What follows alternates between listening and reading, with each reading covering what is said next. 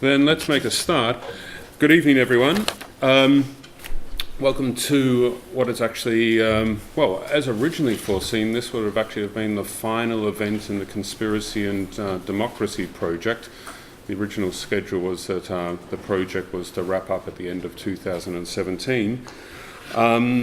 But Donald Trump intervened, and the Leverhulme Fund, which funds this project, has kind of recognised the relevance of this topic, and so one of the good things that has come from the Trump presidency, certainly for those people in the project like myself, is that they've decided to actually extend the project until September next year.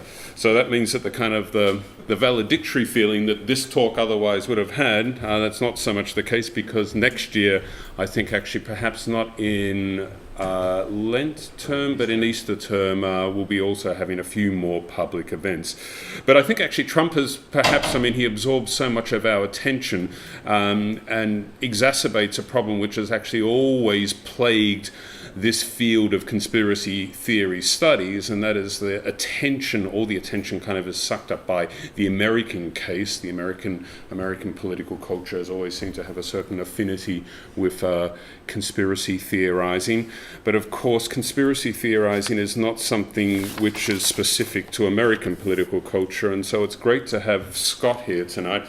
Our paths, I think, crossed in Miami originally, but Scott is someone who certainly addresses one of those deficits within our field by looking beyond America, and that will be kind of exemplified by tonight's talk, Political Institutions and Conspiracy Belief, Evidence from Surveys in Georgia and Kazakhstan.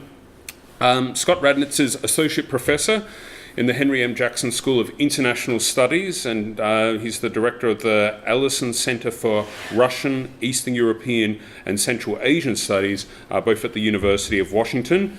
His first book was Weapons of the Wealthy, Predatory Regimes and Elite-Led Protests in Central Asia, and that came out with Cornell in 2010.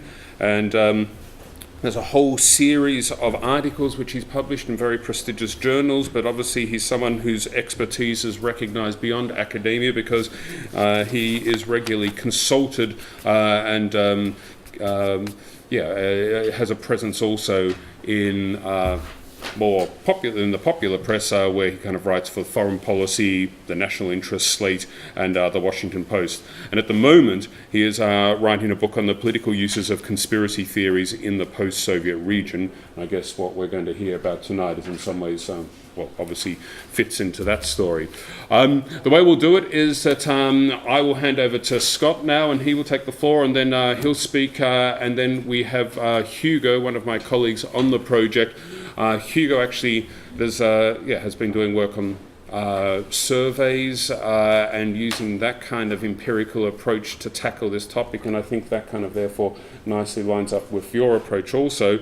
So Hugo is undoubtedly the best suited within our project to give the comments, and after having done so, then we will adjourn and we can decamp outside, and there will be a wine reception. Good point, yeah, exactly. There will be an opportunity also, of course, for a discussion after Hugo has given his comments. We'll open up the floor then for a discussion. Then after that, there'll be the wine reception outside. Great, thank you, Scott.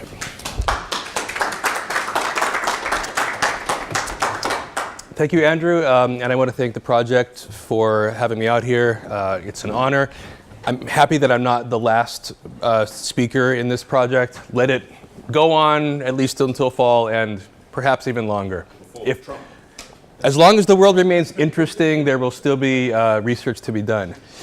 So my first time in Cambridge, and apparently your weather and mine are the same, so that made the adjustment easier, and it's a good reason to be inside.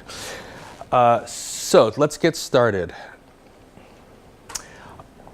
So apropos to Andrew's comments at the beginning, a lot of conspiracy theory research, which is conducted in the West, mostly in the US and to some extent in the UK, has done a pretty good job of establishing the individual differences, the individual predictors of why people tend to believe in conspiracy theories. And it's established that certain behaviors, certain attitudes tend to correspond to conspiracy belief. So there's cynicism and distrust and ennui. And this research has also shown some of the behaviors that result from conspiracy belief, including passivity, low social and political participation, and some other pretty dismal things. I'm actually going to stand over here so I can see what I'm presenting better. So one aspect of this research is that a lot of it comes from weird countries. This is an acronym, I didn't make it up, but it's been used in various fields to talk about the bias that comes from research that's conducted in a small number of very distinct and unusual places. And because of that, the kinds of findings that research has uncovered from these places is not necessarily representative, and probably is not, of the rest of the world. And we know, at least anecdotally, that the amount of conspiracy theories that are out there in the public sphere, and to some extent we know from a few surveys that the extent of belief in conspiracy theories varies depending on what country you're in. But there has not been a lot of research to establish the cross-national variation in conspiracy presence or belief. And the cases that we do have tend to be mostly anecdotal. There are some books that are single case studies focusing on one country, but there's not a lot of direct comparisons. So what I'm trying to do with my talk, and more broadly with a book I'm trying to write, is to reframe the question from one valid question to what I think is another valid question. So instead of asking why are some people by nature conspiratorial, which is the question that's most often been asked, I'm asking what are the conditions that make people more conspiratorial? And the reason for that is because in any setting, we're often faced with the dilemma of how you assign culpability. Something happens and you have to come up with some kind of judgment about what's going on, who's responsible, whether somebody was responsible or it was an accident. And the kinds of factors that are out there that will help you to arrive at some kind of tentative conclusion about what's really going on in the world will vary depending on what country you're in, or what city you're in, or what region you're in. And some factors that might affect your judgments are power imbalances between different actors, between states and societies, let's say, the amount of political competition, how accountable governments are to societies, the degree of media openness, and the prevailing historical narratives. So I'm looking at the effect of institutions on conspiracy theories. More specifically, the broad question is, how does the institutional setting shape the role of conspiracy theories in political life? And I break that down further into three sub-questions. Under what conditions do elites promote conspiracy theories? And I'm not going to talk about that today, but I'm collecting a very large data set of Russian language conspiracy theories from the whole post-Soviet region going back to the 90s. And I'm going to use that data set to try to figure out what leads to elites of various kinds to promote conspiracy theories. Second question is, what institutional factors make people more likely to endorse conspiracy theories? And the third question is, what effects does exposure to conspiracy theories have on behavior and policy preferences? And this is also a question that's not asked that often. Usually the research ends at the conclusion about why people believe, but there's not much beyond that about how that affects behaviors and what impact that has on society and politics. So moving beyond psychology, what I'm trying to argue for is a perspective that sees people as embedded in political institutions at several levels, global, national, and below national. And to get at what I call the paradox of political trust regarding belief in conspiracy theories. So somebody who chooses to believe a conspiracy theory is making a positive endorsement of somebody's claim. So if a politician makes a conspiracy claim, a person who might otherwise be cynical and distrustful, as many conspiracy theorists are, in this particular case, chooses to agree with this politician. which is contradictory, because if you don't trust institutions or politicians, if you're alienated from the powerful, why would you choose to believe in certain circumstances a conspiracy claim that one of these very politicians makes? I'm also interested in how geopolitics can function as a focal point in assessing the likelihood that an actor is or is not behind some event. And I'll talk more about that in a few minutes. And come back. And more broadly, I think that understanding conspiracy theories will help us understand something even deeper about the relationships between citizens and the state, and between people and at least the imagined exercise of power. One claim that's often made regarding institutions and conspiracy theories has to do with authoritarian systems. And this is an argument that I'm calling Machiavellian Manipulation.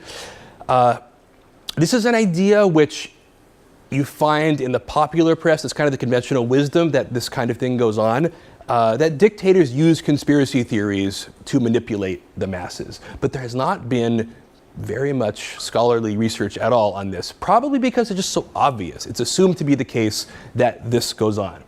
And I'm just going to share a few examples I found from newspapers and popular journals where they make arguments, always untested, about what conspiracy theories do for authoritarian leaders. So in Serbia, this journalist said, conspiracy theories create an apathetic and cynical society in which corrupt authoritarians thrive.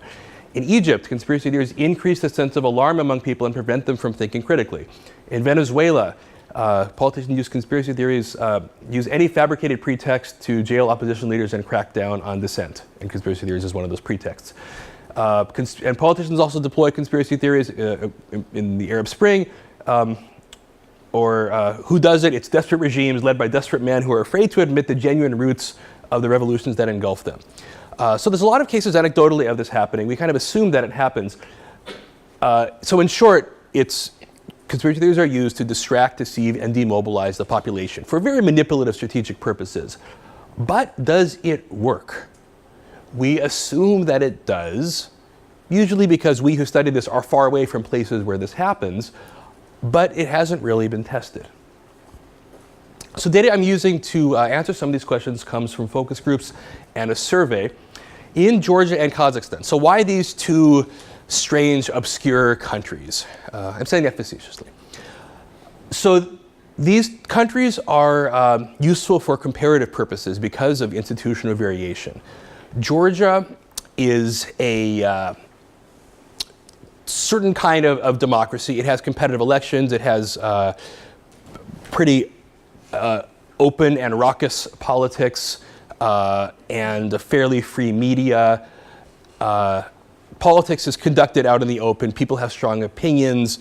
It's a pretty politicized society, and for the most part, television has reflected some or other political camp. So it's a competitive regime. Kazakhstan is the opposite. Kazakhstan is a consolidated authoritarian regime, very centralized.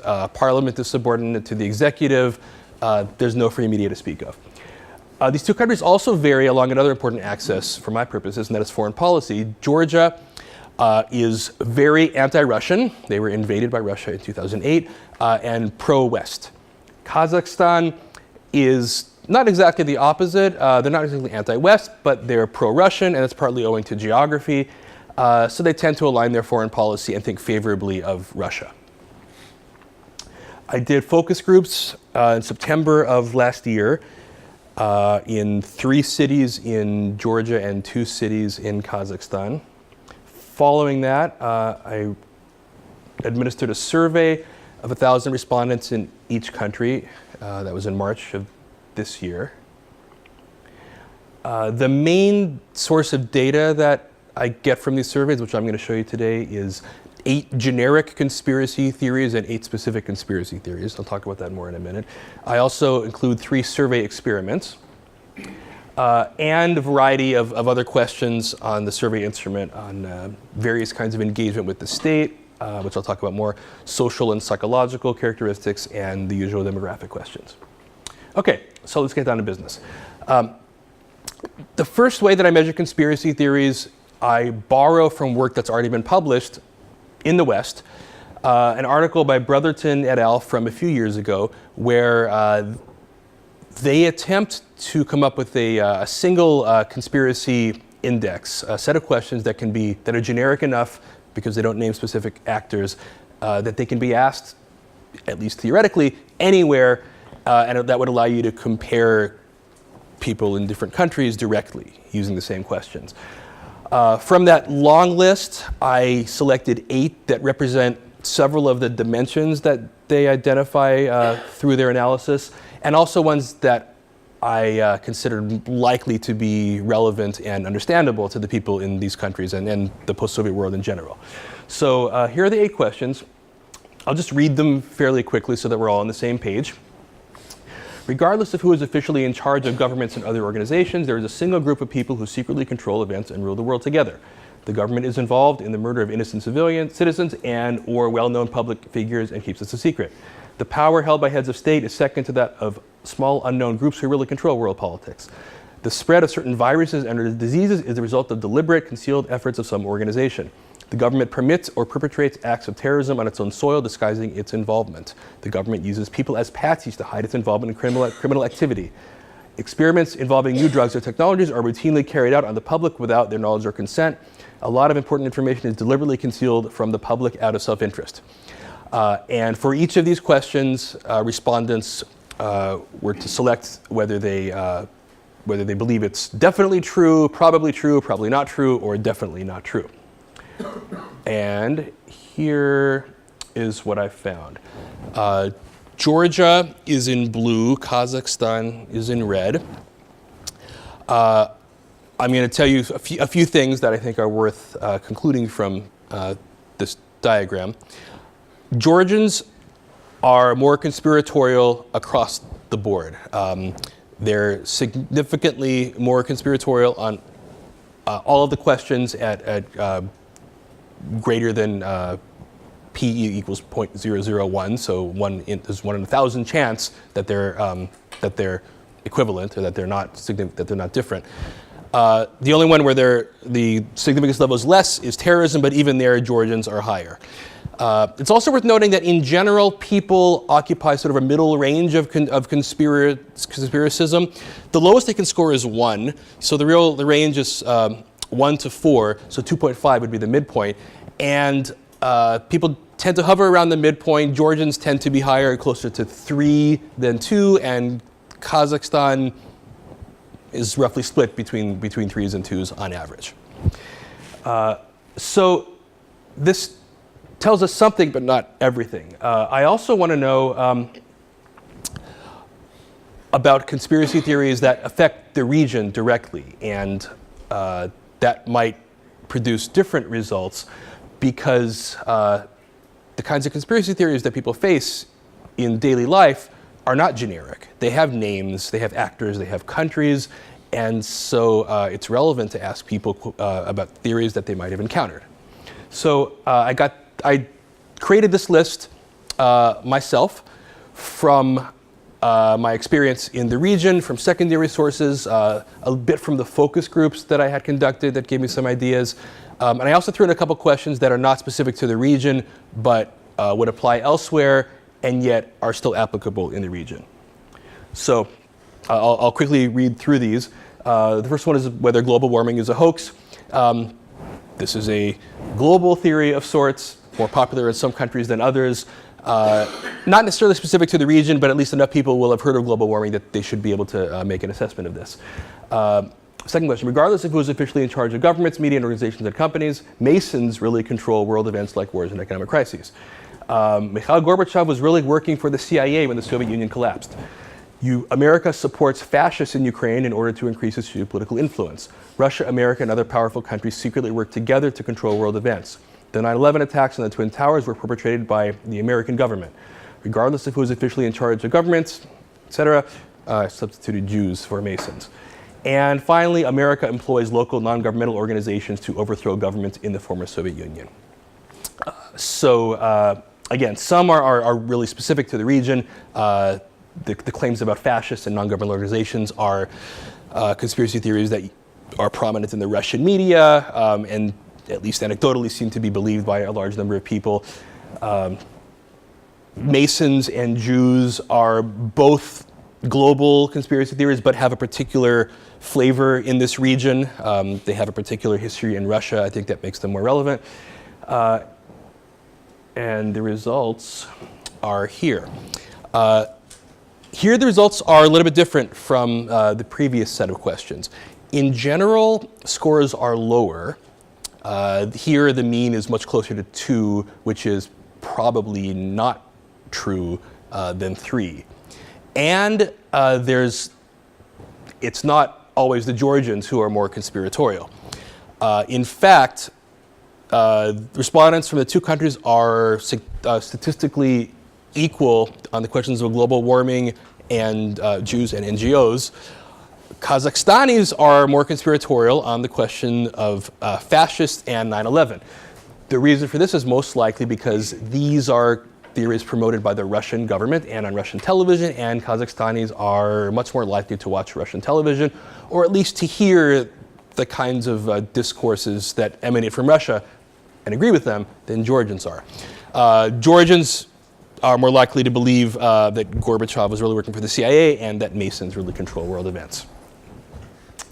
Okay, onward. So the next thing I do is to try to understand what is behind conspiracy beliefs. I took the first set of questions on generic conspiracy theories, and because they're highly correlated, I created a single variable of people's mean responses to that. So the dependent variable in this next regression, which I'm going to show you, is people's their mean generic conspiracy score. And I'm testing a variety of variables that both come from the literature and do not. And I'll briefly describe what these variables are. So some of them are retesting what is essentially the conventional wisdom about what leads people to be more conspiratorial. Trust is often associated, so the question is, how much do they trust different types of people? And if I can recall, it's neighbors, people of the same nationality, people of another nationality, people of another religion, and people in my neighborhood or region or something. So I took the mean score of those 4 questions. Authoritarianism is child-rearing values, and that's commonly used in psychological profiles. Social capital is how often people meet other people to discuss issues. Institutional trust is a list of 7 institutions or organizations and asks people how much they trust those. Among them, the government, police, religious authorities, military, television, and 2 more. There's a question on people's approval of the current state of affairs. I think it's worded like this. How much do you agree with that the country is moving in the right direction? This is also a standard question used in surveys in the West.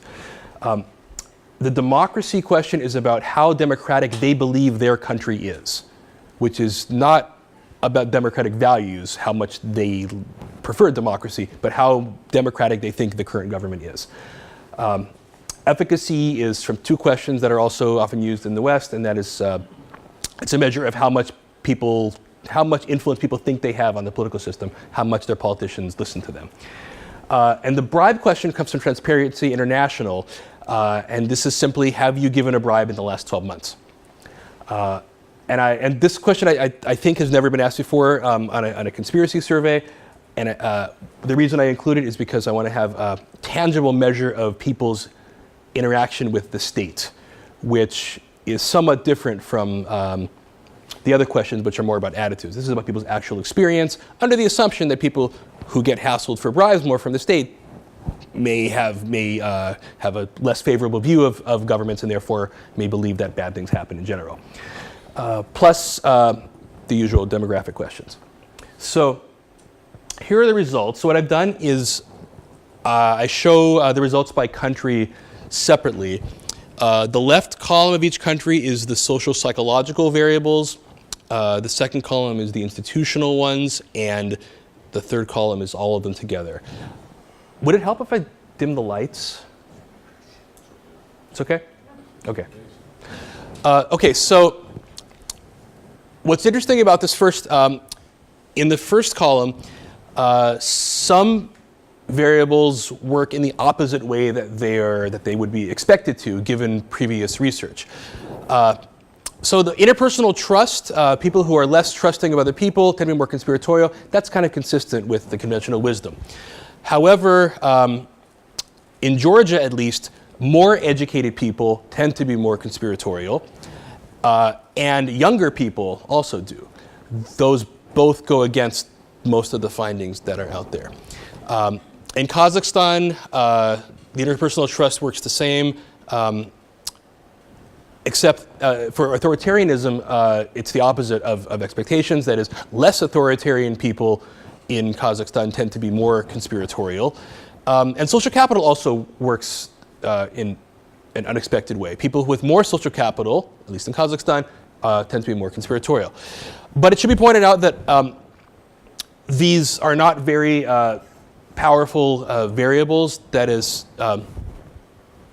this number here, the adjusted R squared, is quite low, so it indicates that these variables don't explain a lot of the variation in the level of conspiracism.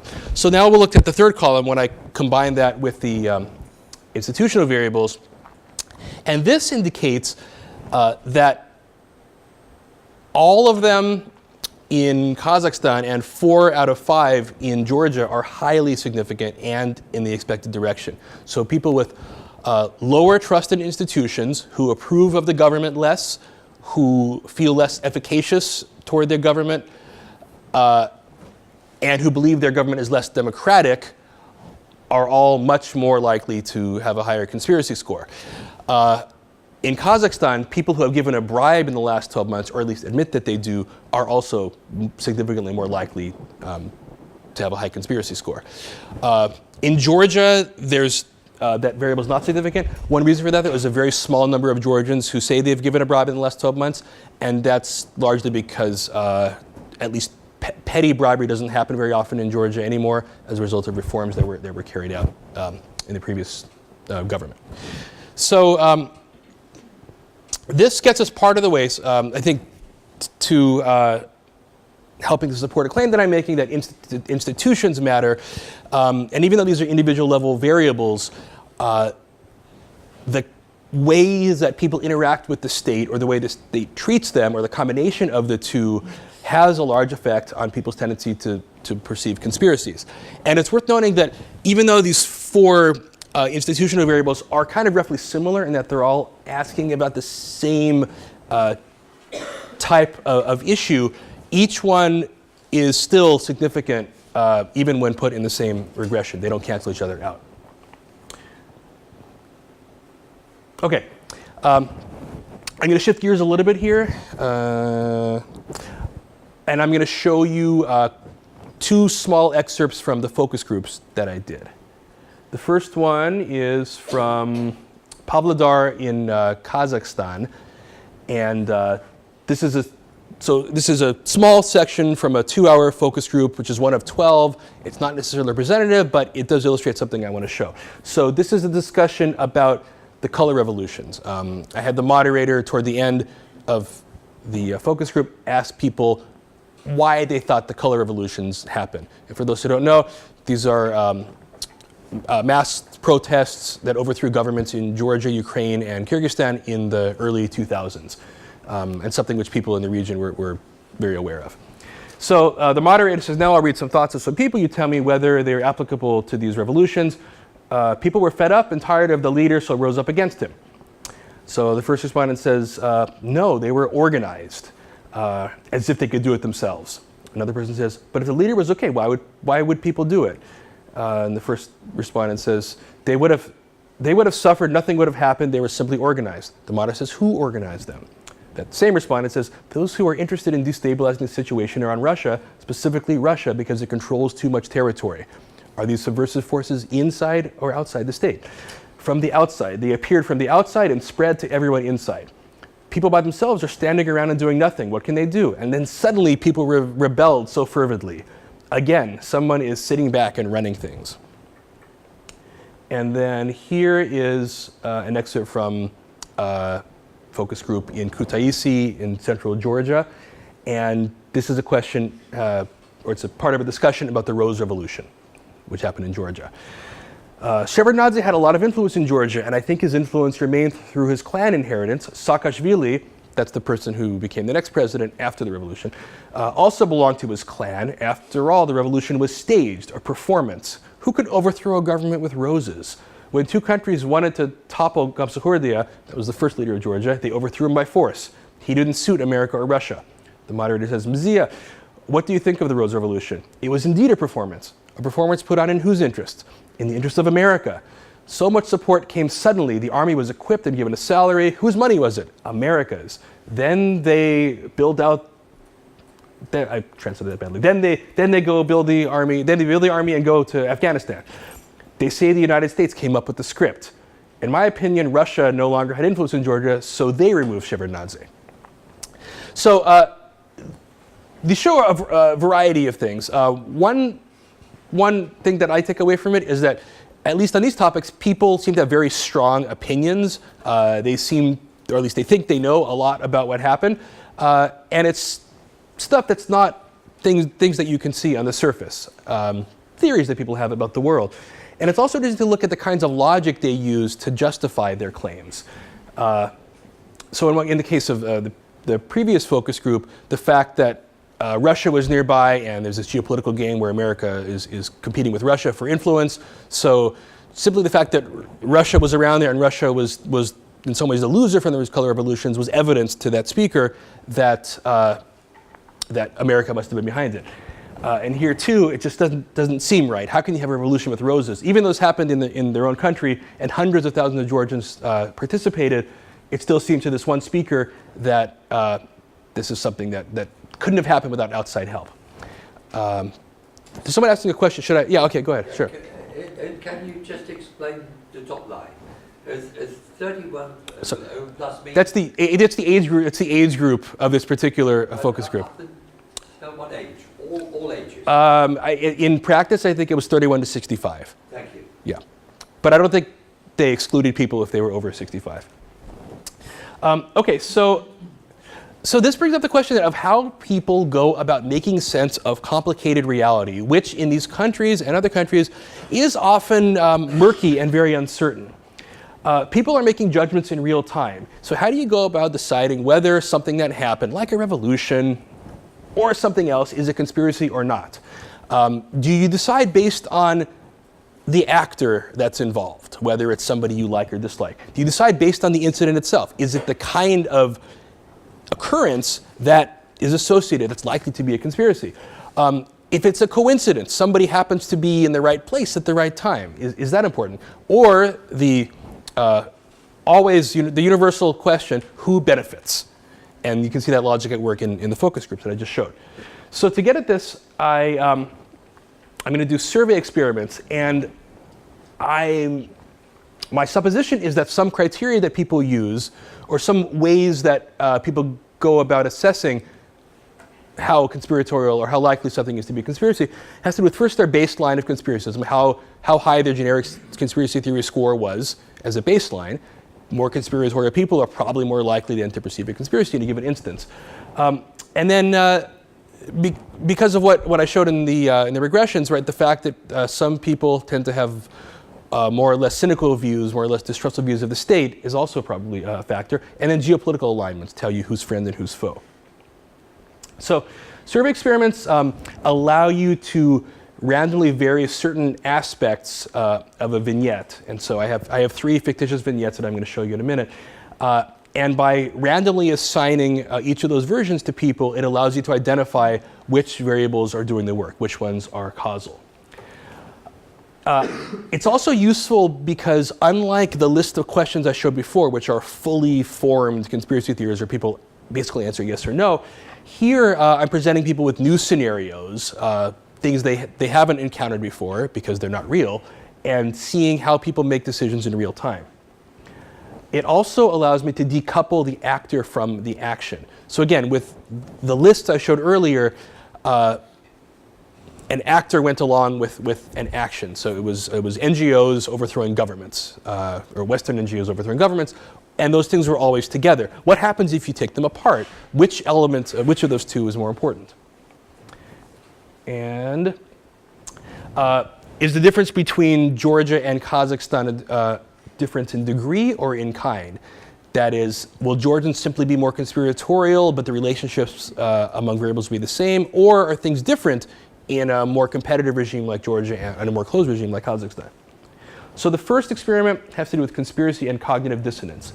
And it asks which dominates, conspiratorial tendencies or people's biases. There's been a lot of work, also mostly from the US, showing that partisanship affects the kinds of conspiracy theories people are likely to endorse. Democrats were likely to believe that Bush was involved in 9/11. Republicans are more likely to believe various conspiracy theories about Obama. What about geopolitics? These survey experiments are, will assign people vignettes in which the cues that they're responding to are either consistent or conflicting. So one in which information conforms to things that they probably already want to believe, and one in which it contradicts expectations. And so what I'm getting at is to see how committed to conspiracy people really are.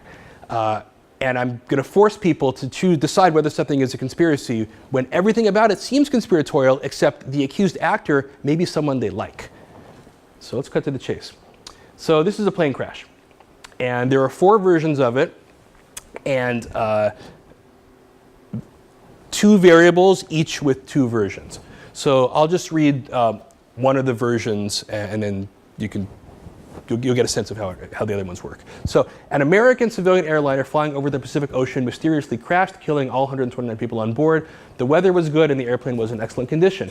There are reports of Russian military exercises in the area. An anonymous American official said either there was no suspicion anyone deliberately caused the crash and blamed pilot error, or it's likely the plane was deliberately shot down. The Russian government denied it.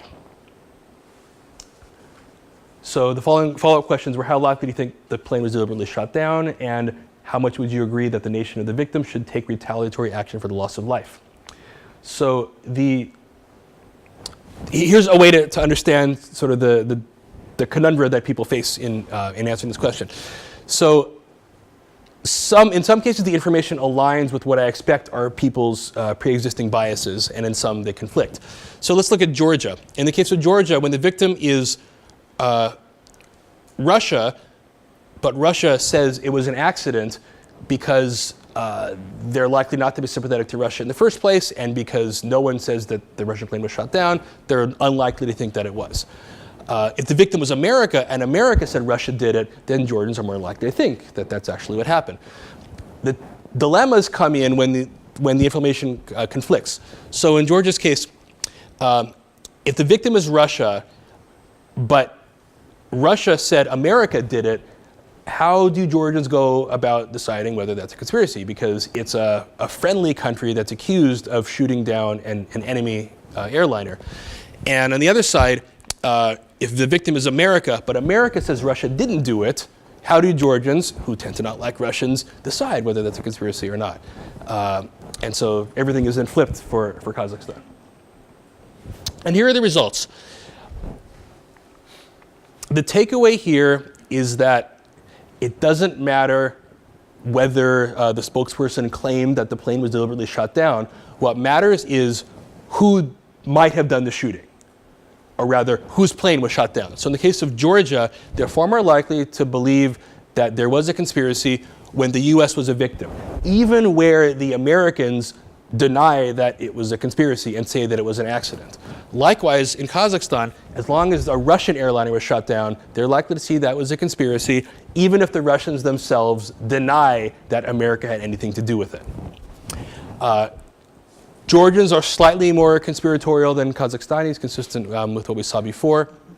And there isn't much difference actually in the lower cases where the country that the people don't like is a victim. There's also no difference whether it was said to be an accident or deliberately shut down.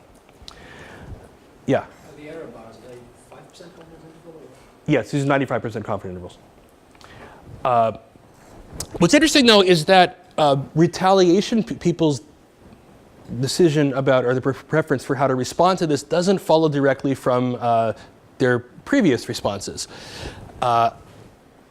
So in the case of Kazakhstan, for instance, when the Americans were the victim and it was an accident, I don't think it's significant, but they're at least as high as likely to favor retaliation as when a Russian airliner is shut down. What this says is that in general, people favor some kind of response regardless of whose airliners are shut down, which is kind of interesting.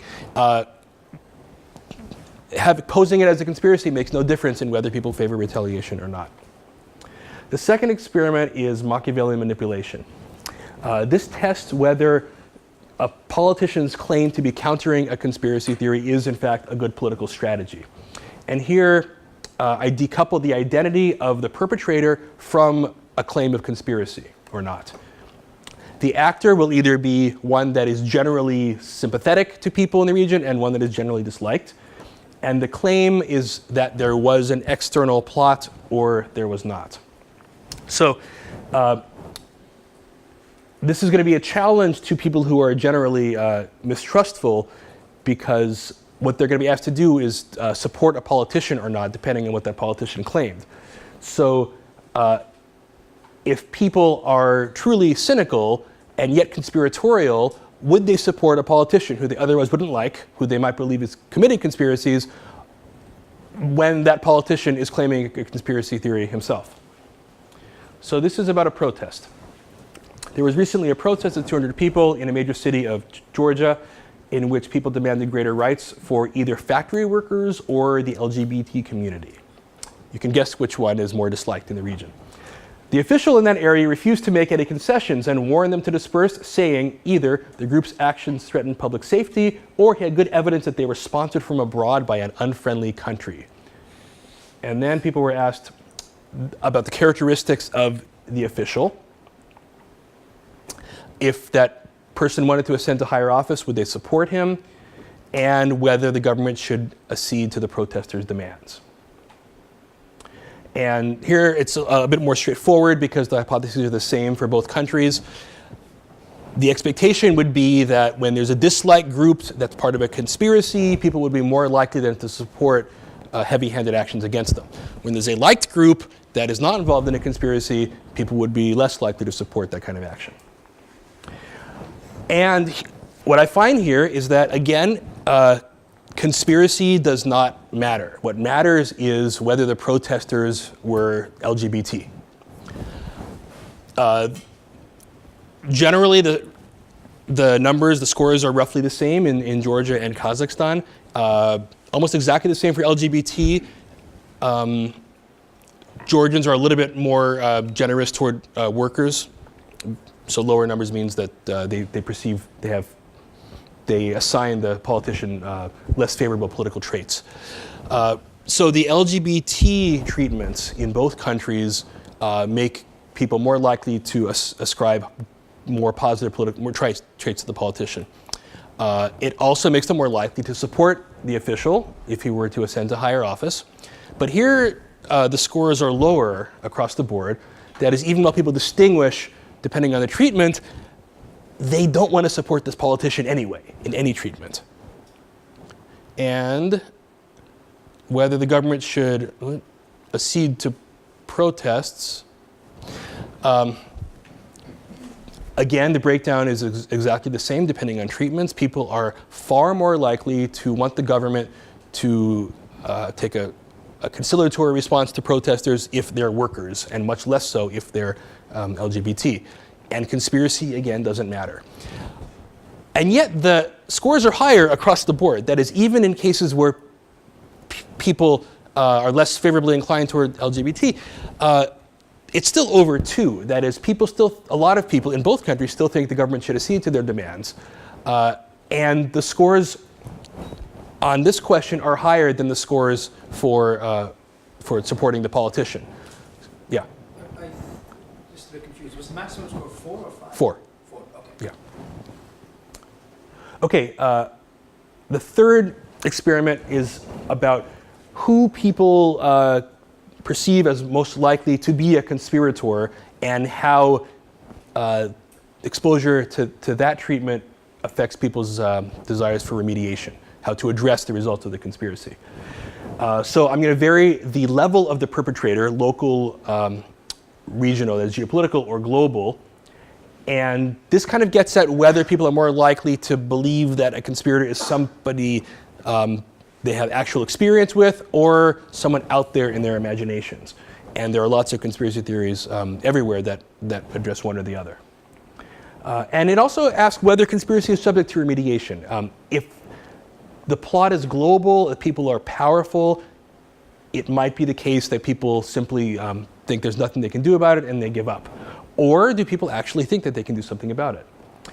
And does the first part, who the perpetrator is, affect people's answer to the second part, the likelihood that there could be some kind of remediation? And this is about a virus. A mysterious virus killed 14 people in a remote part of Georgia or Kazakhstan. Officials from the area said it must have spread from local livestock. However, an online blogger claimed to have evidence that it was developed and spread deliberately by a company connected with one of 5 actors: local government officials, the Russian government, the Chinese government, the US government, or powerful global elites in order to profit from sales of the antivirus.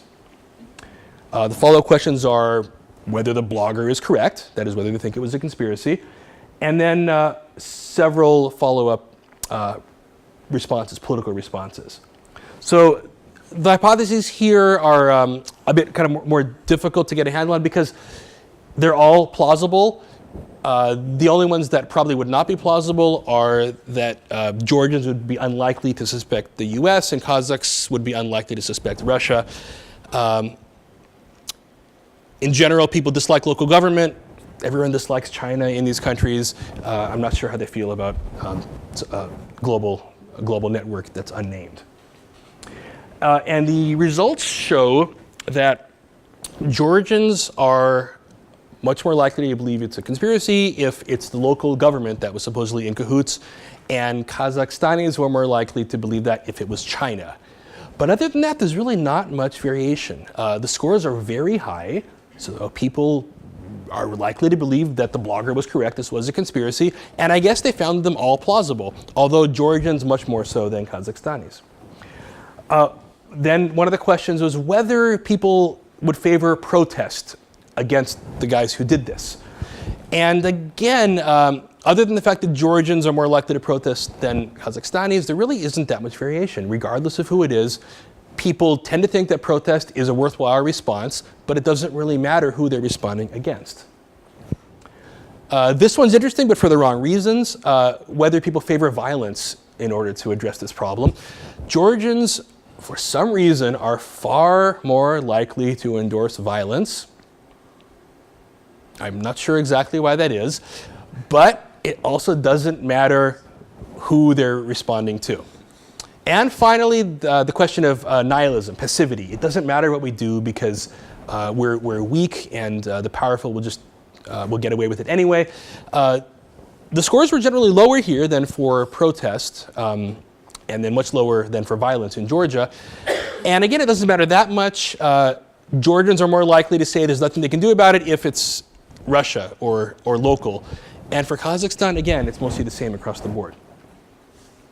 To summarize what I've said, and there's a lot, I know, orientation toward the state and institutional trust matter more than social or psychological factors, at least in these regressions.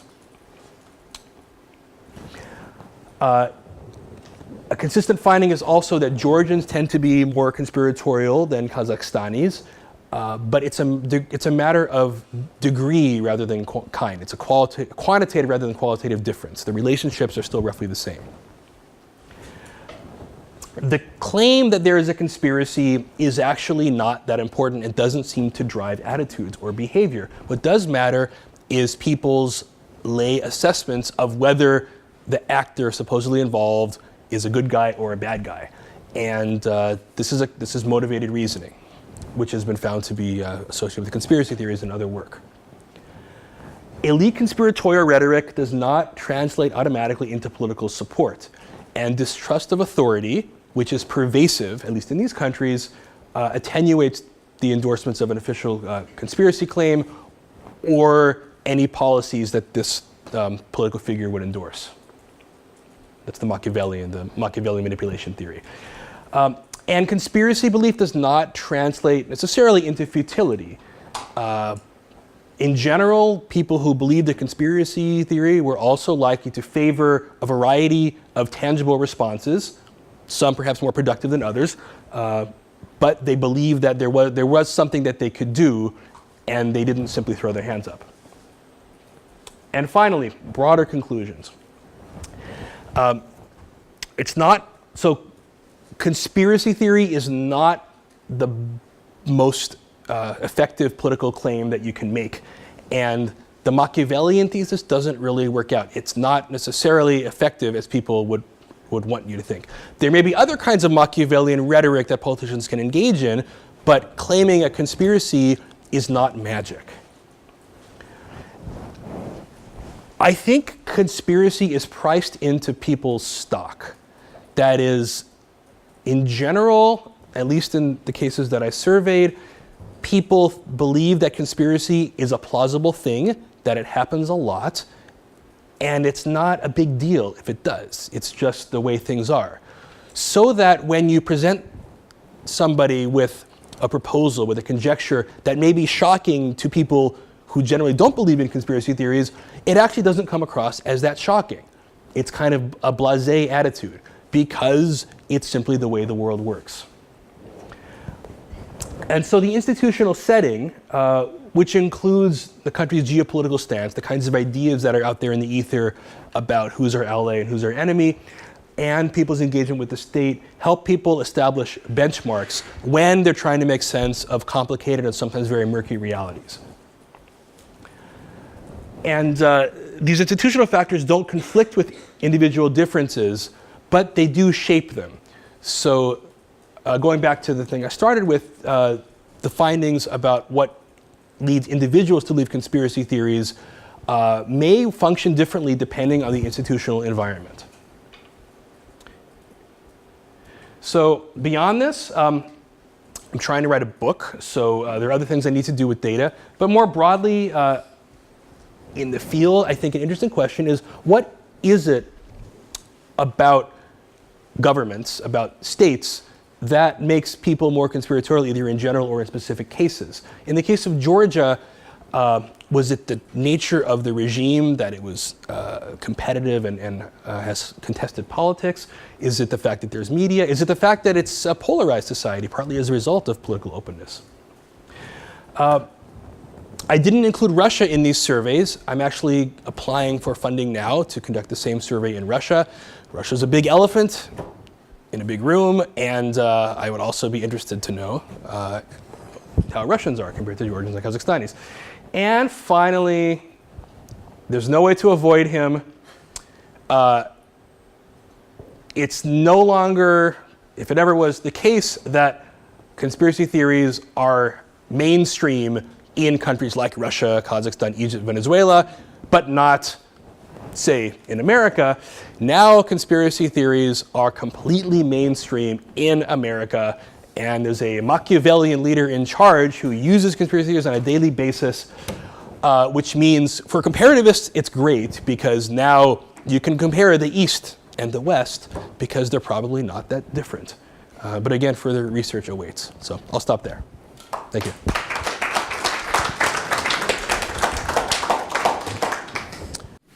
Where should I? Did you want to? Yeah. Well, thank you very much. What I'll do is I'll make some comments. I have 4 brief comments, which will end up with 2 questions. Don't worry, this won't take that long. And then I'll share the floor to field questions. But it was really to start to say I think this is really fantastic and very, very important work for 2 different reasons. The first one to start off is precisely this move away from often conspiracy theories have been approached in the past through the idea of psychology, and there was the first studies that we had in America concerning conspiracy theories was often described as a paranoid style. So there was this kind of clinical element to it. And it's very nice actually to move away from that and say, no, it's not just about people being crazy. There are links between conspiracy theories and politics, I think has been very strongly brought out. So the relationship between conspiracy theories and its relationship to the state and politics, it's very important to underline that. And that's been a shift which I think has been important in the literature on conspiracy theory recently. So that's very important. The second thing is that, as has been rightly pointed out, so far most of this work has been happening in the US in particular. Even in Europe, we've tried to start and do some things in Europe, but it's very Western still focused. So it's wonderful to be able to go into these countries like Georgia and Kazakhstan to get some information there. So that's really, really important in terms of going forward. And it's not, and so what's interesting also, what comes out of Georgia and Kazakhstan, it's that actually we've talked, I mean, the acronym WEIRD was used, right? Western, educated, industrial, rich, and democratic. But actually, if we compare the studies that we have on conspiracy theories in the West to Georgia and Kazakhstan, we realize actually Georgia and Kazakhstan are not that weird. Or the other way around, we're not that weird. That is to say, the answers that we had to the cabal question that was asked at the very beginning, right? This idea that there's always a small group of people who control all world events. It was quite high actually in Georgia and Kazakhstan. It was either 2.5 or 3 out of 4, which means that it's around 65 to 75%, which sounds quite high. And there's lots of different ways then of measuring conspiracy theories. But just to give you one example, that question, the same question put to an American public, it was put to an American public on not on a scale of 4, but on a scale of 5, i.e. that the first question, the fifth answer was don't know. If you get rid of the people who answer don't know, the results that you get both in the US and in the UK is close to 50%. So it's 46% in the US and 47% in the UK. Right, so if that's the case, you could see that again there was this phase that come up. It's not a difference in kind, it's a difference in degree. There is conspiracy theories in the West, there are conspiracy theories in the non-West. There is more in the non-West, but it's still a question of degree, it's not a different kind. So there are strong continuities between the West and the East, and that's very important to bring out. One of the really striking things that comes out of the study is that Georgia has higher conspiracy theory belief than Kazakhstan. And that's somewhat counterintuitive in certain ways, because you think Georgia it's not very democratic, but it's more democratic than Kazakhstan.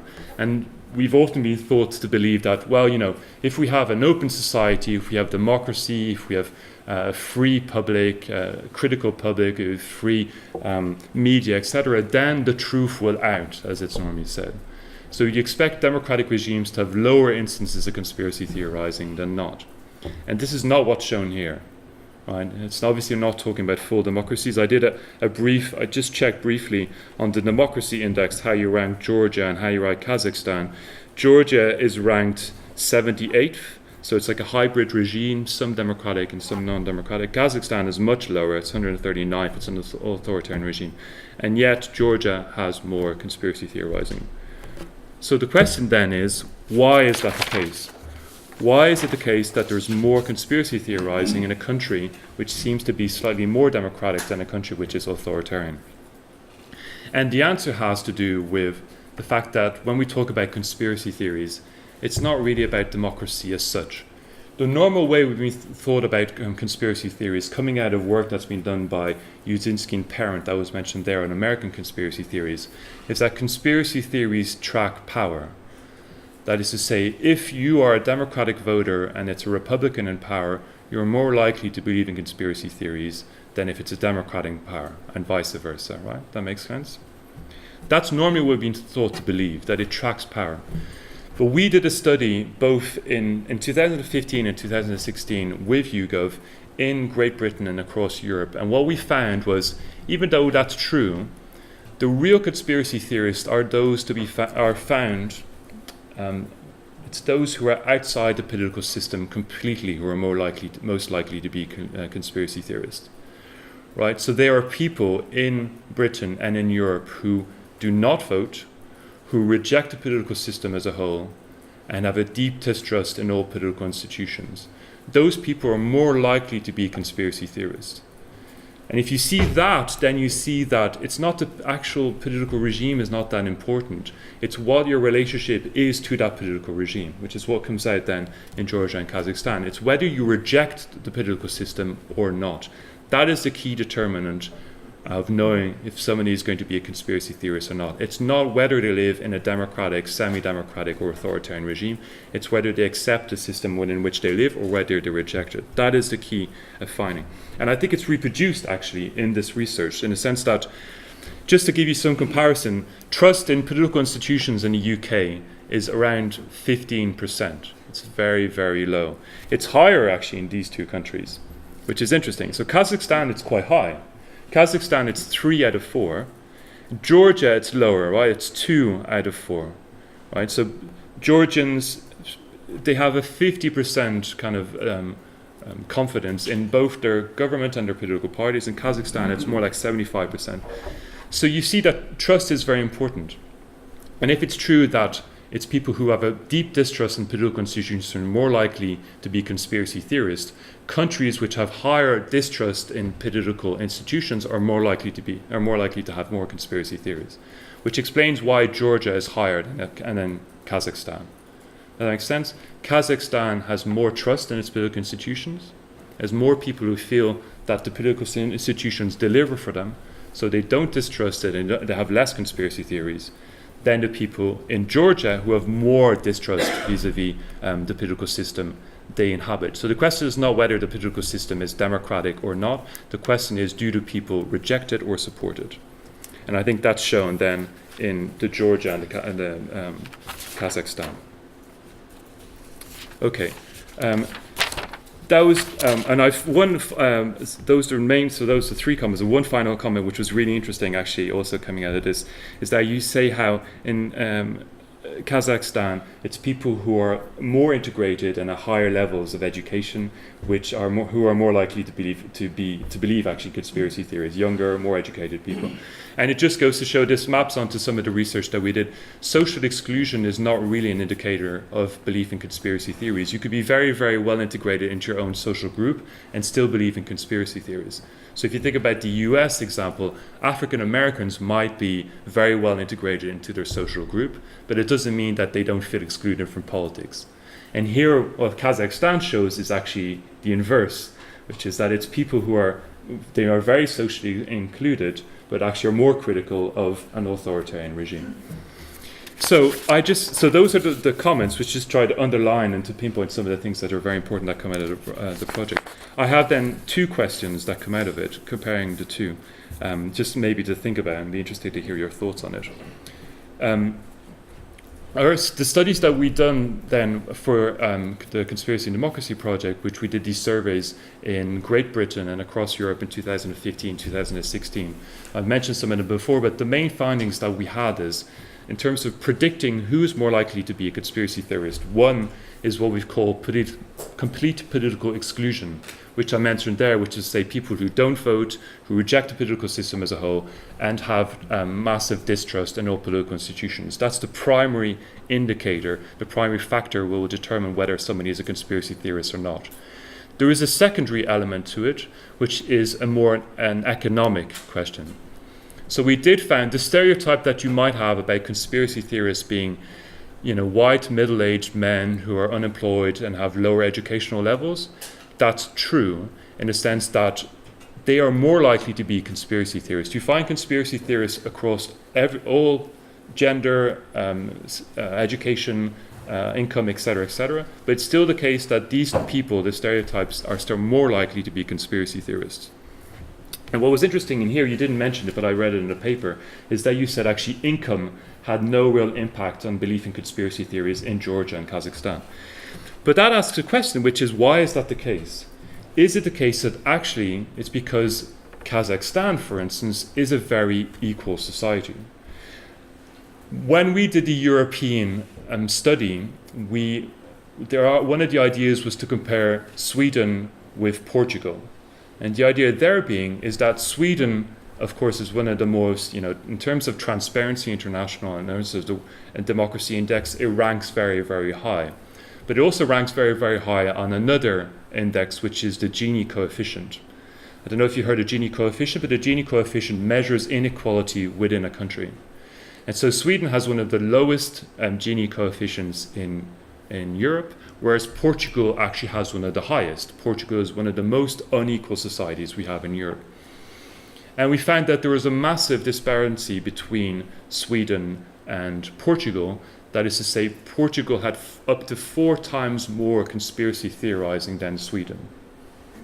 Part of that has to do with the political system, but part of that, I think, as a secondary question, has to do with inequality.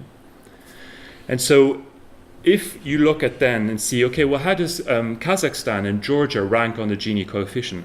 Kazakhstan actually does very, very well. It's very high. It's a very unequal society. It's very poor, but it's very unequal, right? So on the Gini index, it's like 23rd. It's quite high. Yeah. Unequal or equal? It's very equal. Sorry. It's very poor, but it's equal. Sorry. Right? It's very poor, but it's very equal. Georgia is not very rich either, but it's actually much more of an unequal society. Kazakhstan equal, Georgia unequal. So that's I suppose that's you see where the question is going. Is it that you think that income hasn't played a role? Actually, because Kazakhstan is very equal, so it has less conspiracy theorizing. Georgia is more of an unequal society, so this has higher conspiracy theory. So it goes back to the question of, do conspiracy theorizing emanate from the fact that society is divided as such? And one of the ways of measuring that is an economic one. So that's the first question. The second question, just briefly, has to do with religion.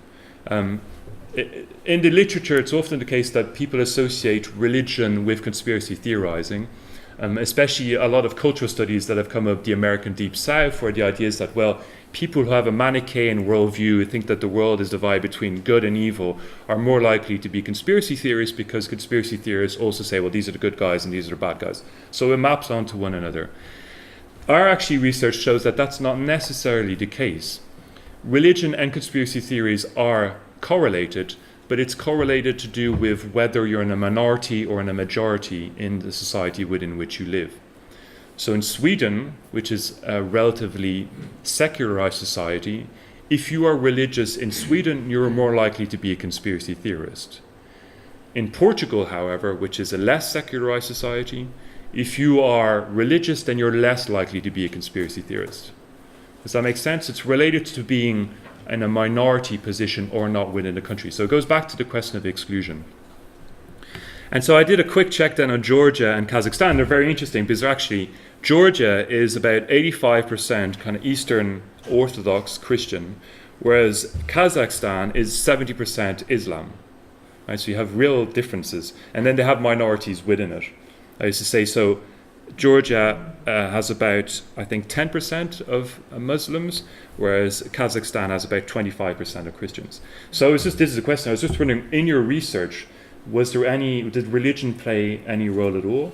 And did it play a role? Is it the case that, for instance, Muslims in Georgia are more likely to be conspiracy theorists, which is what the research so far tends to suggest, and in Kazakhstan, whether Christians are more likely to be conspiracy theorists or not? So those are the two questions.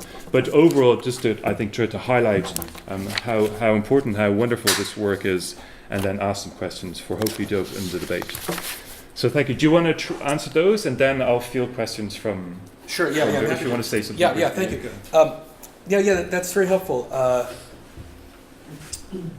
I've been thinking along some of the same lines that you talked about.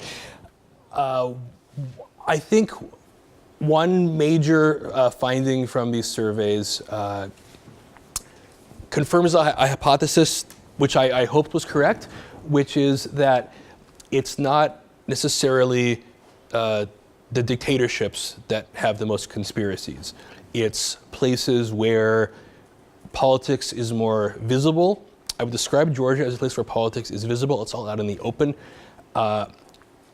Allegations of corruption are reported in the media, discussed on the streets, and it's part of people's understanding of how politics works.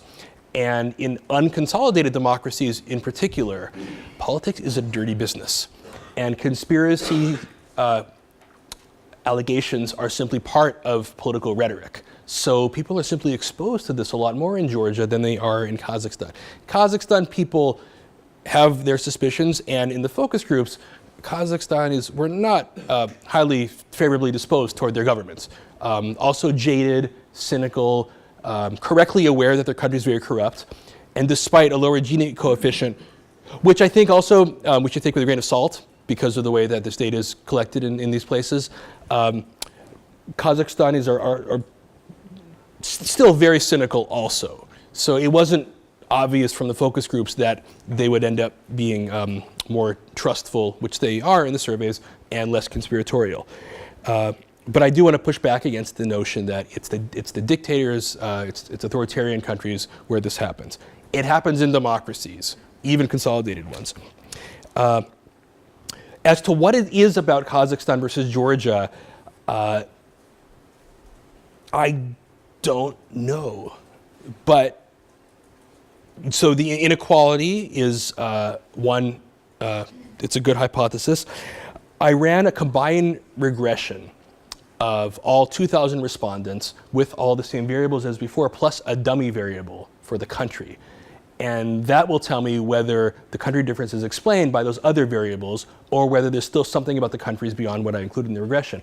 And I found that the country is still significant. Even after including all the demographic variables and all the institutional variables, there's still something about the difference in these countries that affects the way people believe. So more research must be done. On the question of religion, I do actually have questions about religion. I haven't run any regressions with them.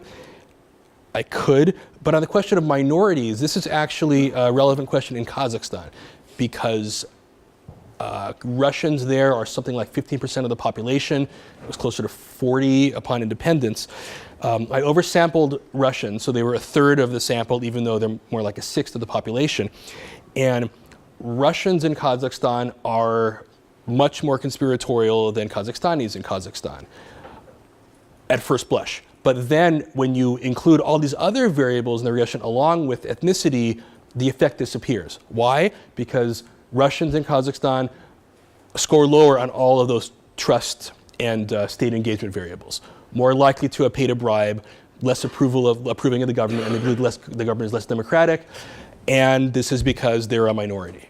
So I think that's consistent with what you said. And the last thing I'll say is about the possible inverse relationship between trust toward the state and trust toward other people. And I think the literature isn't consistent about this. I think there have been different findings. There's another set of questions that I didn't show here where I also ask about various kinds of civic or participatory outcomes. And I actually included here in case somebody asked about it, and you did. And what I found is that it's actually in Georgia where more conspiratorial people are more participatory on some dimensions. So the first one is an index of civic participation. It's a number, I think, 7 or 8 questions about whether they had given money to charity, whether they had participated in street cleaning, whether they help out on weekends, whether they've helped resolve a conflict. It's a very strong finding. So people who are more conspiratorial are also more engaged in their communities. In Georgia, but not Kazakhstan. In both countries, conspiratorial people have lower democratic values. They're both less likely to vote. Georgians are more likely to have been involved in political discussions with friends or neighbors if they're more conspiratorial, and more likely to protest. So, and in Kazakhstan, these are big zeros. My interpretation of this is that because Georgia already has a pretty strong civil society, protests are fairly frequent, people aren't afraid of speaking up, that conspiracy theorizing is a collective activity, and it kind of maps on to what they're already doing. So in addition to the civic activities and interactions they have with people, conspiracy theory, talking about the state, talking about power, becomes part of their regular activities. Whereas in Kazakhstan, where there's much less civil society, that doesn't have the same role in people's social lives. That's my interpretation. Great. We have 10, 15 minutes for questions. So, yeah. Thanks so much for your presentation. I have a few questions, but I'll narrow it down to two.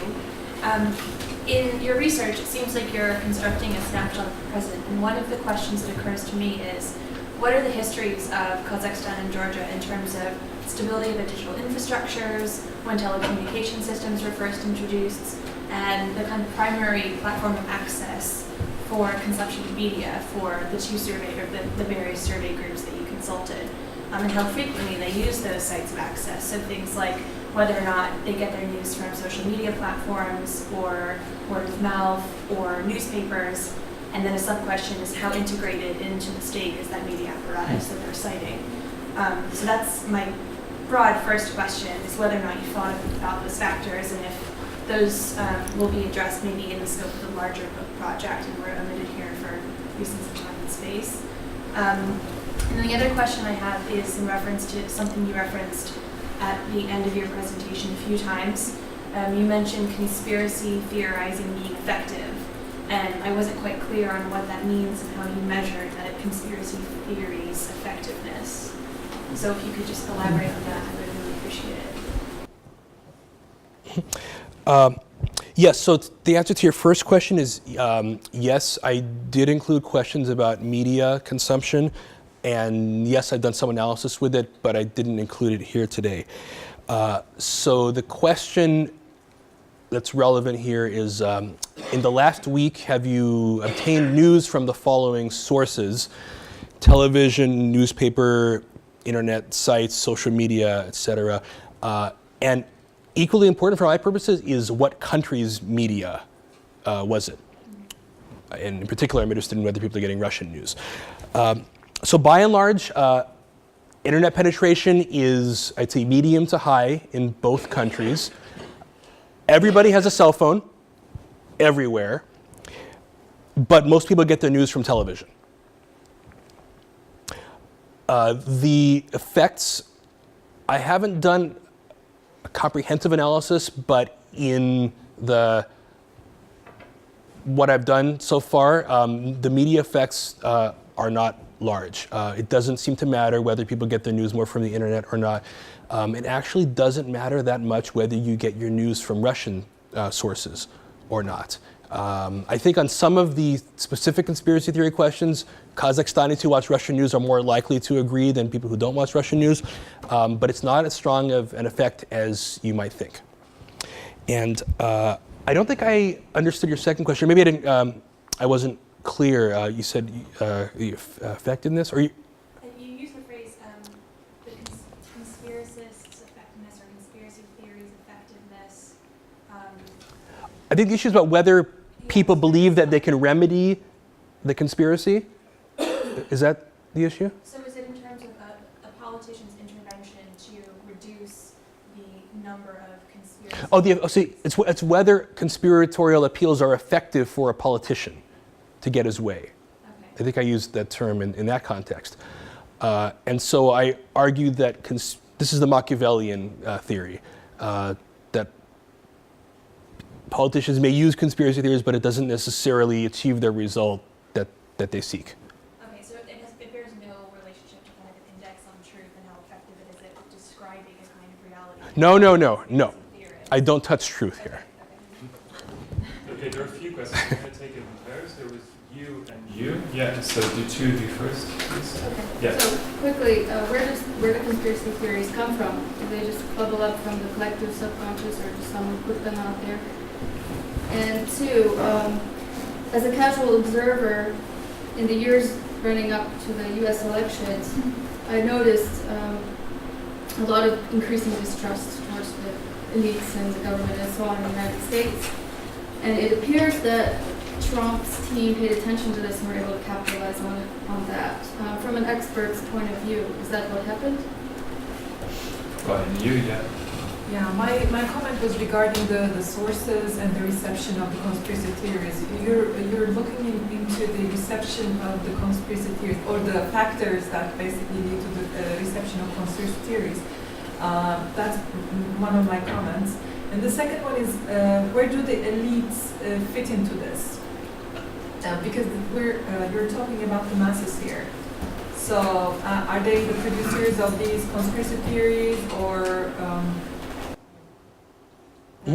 Okay. Yeah, these are related questions, so I'll try to answer them together. Conspiracy theories come from all sorts of places, from above and from below. And from above, you can slice and dice elites who each have maybe had their own interests in promoting certain conspiracy theories, sometimes about other elites. But it does vary depending on what kind of political system you have and the nature of the media, which is again why the contrast of these two countries was useful to me. In Georgia, people are more likely to hear conspiracy theories on television or on the internet or read about it in newspapers, just because there's more politics in the public sphere. In Kazakhstan, people are probably more likely to hear them from other people as rumors, or from the centralized government. So in the data set of conspiracy theories that I'm collecting separately, I'll be able to count how many there are in how many countries over various periods. So so far, it looks like Georgia simply has a lot more that I can collect because they've appeared in the press. And so I would surmise that there is some correlation between the amount of conspiracy theories that are out there, full stop, wherever they come from, and people's tendency to believe that they're true. So I think that answers your question also, right? Where do elites fit in?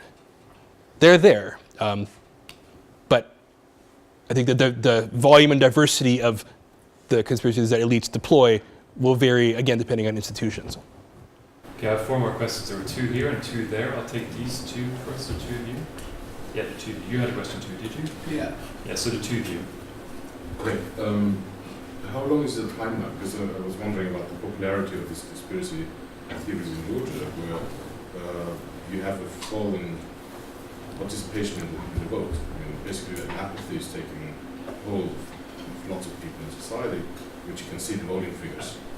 And does that mean that there's an increase simultaneously with conspiracy theories? I mean, can you link it up with voting behavior? Yeah. My question was actually pretty much exactly the same, just by coincidence. Yeah, specifically for Georgia, did you look at how well the conspiracy theories is predicted by support for, let's say, Georgian Dream or opposition to it? Yeah, sure. So the timeline of my book is from the 90s, mid-90s, actually 1995 is when I start collecting them, up through either 2011, Putin's most recent re-election. And if I can get some more money to hire more researchers to keep collecting, I'd like to go at least up through the Ukraine events, because these things that happen in Russia are so resonant for the rest of the region. So, I mean, conspiracy belief might correlate with apathy or lack of participation in the electoral process. But I do have that question in the survey. What I don't have is snapshots at different times. So I would love to have done this survey 5 years ago and 10 years ago to see how people's ideas have changed over time in accordance with their behavior. But alas, I don't. Maybe I can make this times 0 and then get some more money and do it again in 5 years and make that T1. Or perhaps you guys have the funds and you love to share it. Alas. But maybe a second round.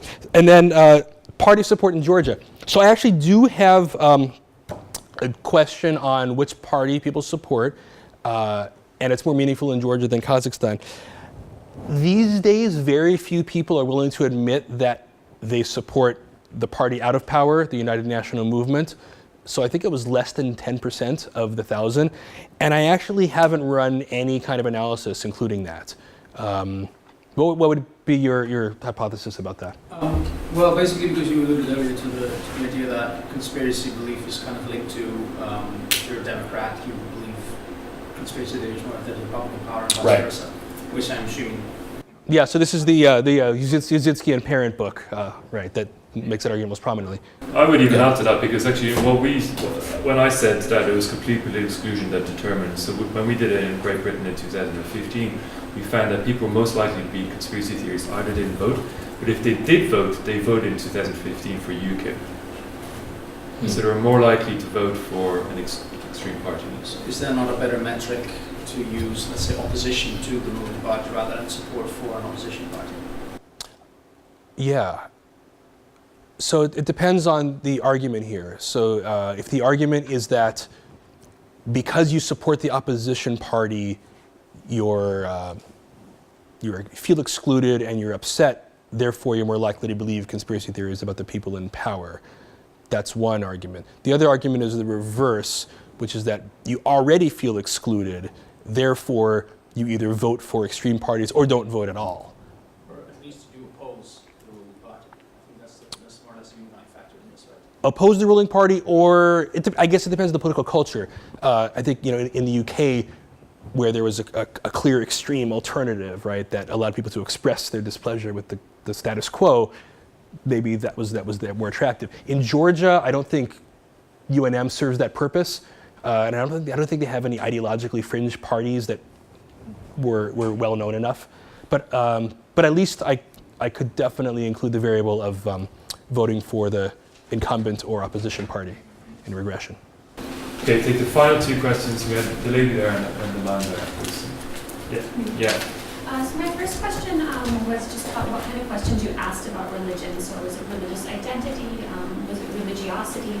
If it was religiosity, I was curious about how you dealt with some of the common methodological issues, particularly across religious groups. So the obvious one we often use is frequency dependence. And then my other one was just my own curiosity. I work on regime cooptation of Islam, particularly in Kazakhstan and Russia. So I've heard my fair share of conspiracy theories on terrorism in Kazakhstan, which is my own interest, particularly more domestic theories about domestic acts. Man at the back, final question. Sure. Yeah, you've been quite strict, but I was wondering if it's not conspiracy theory a paradigm with low quality of relevancy that enables coherence and horizontal extension at the interpretive level. That would be a good definition. And it's going to be more prevalent where social coherence is in general low, which would explain your findings. Okay, let me take this question first because it's fresh. So I think I missed you. I think you gave me a definition, and you're asking if I agree with it. Yeah, there's basically essentially a paradigm, an explanatory paradigm with low relevancy that enables social coherence and therefore a good horizontal extension at the interpretive level.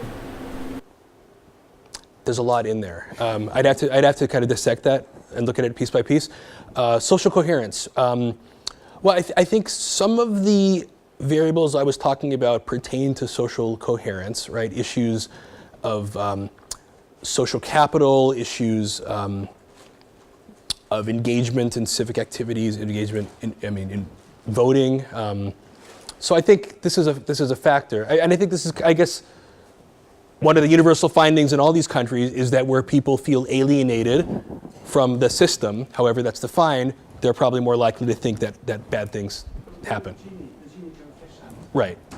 Yeah, that's secret. I think that's definitely worth testing. The challenge is data, though, because there's maybe a single handful of countries that have been surveyed on a mass level. I added 2. I think you guys had 3 or 4 or 6. Okay, so now we're almost to 10.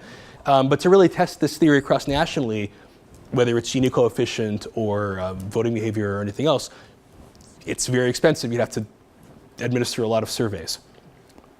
And then religion.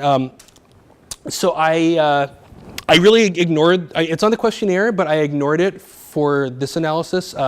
First question is, what are you? And the second question is, it was something that was translatable to both countries because, right, they're different religions for the most part.